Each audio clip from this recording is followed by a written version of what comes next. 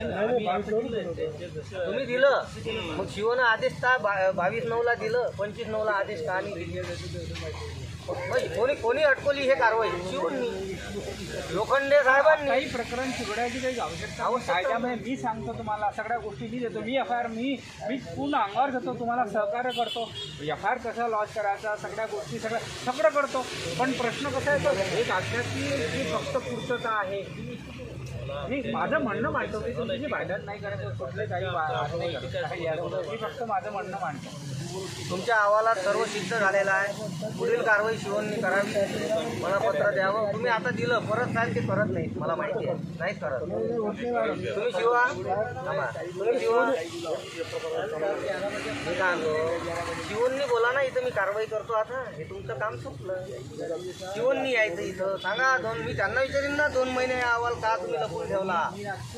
हां ज्या दिवशी मी 4/9 तक्रार दिली साहेब शिवनना, त्याच दिवशी मी हद्दपारी निघाली हो। म्हणजे काय कोणावर न्याय मागा? मी काय खून केले काय? हा भ्रष्टाचार बाहेर काढा म्हणून हद्दपार आहे। हां त्याच्याला किती गुन्हे साहेब ते पोलीसचं काम आहे, तो यांचा नाही आहे, तो यांचा विषय नाही आहे। माझं एकच म्हणणं आहे शिवनना तुम्ही स्पष्ट सांगा, आयुक्तांना सांगा की आमचा अहवाल याच्यामध्ये अनियमितता जे काय तुमच्या नियमान झालं असेल ते सिद्ध झालं, पुढील कारवाई करा, तोपर्यंत उपोषण करतो।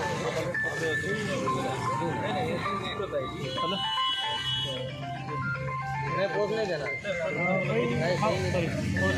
तशी देऊन द्या एका आपल्या प्रेमासाठी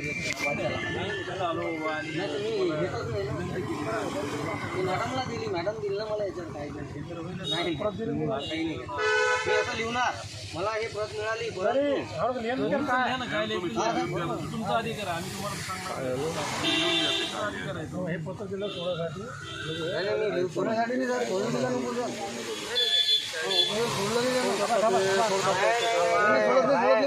देव बी आला सुटत ज्ञानेश्वर आखरेला ओळखलंच नाही। ज्ञानेश्वर आखरेला मग एवढ्या दिवस ज्ञानेश्वर आखरे तुमच्यावर चक्रात मारत नव्हता, आता लोक विकल्या गेला असता।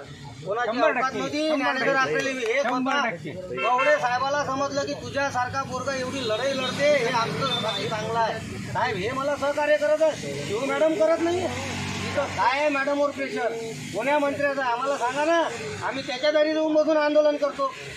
शिव मॅडमवर कोणाचं प्रेशर आहे?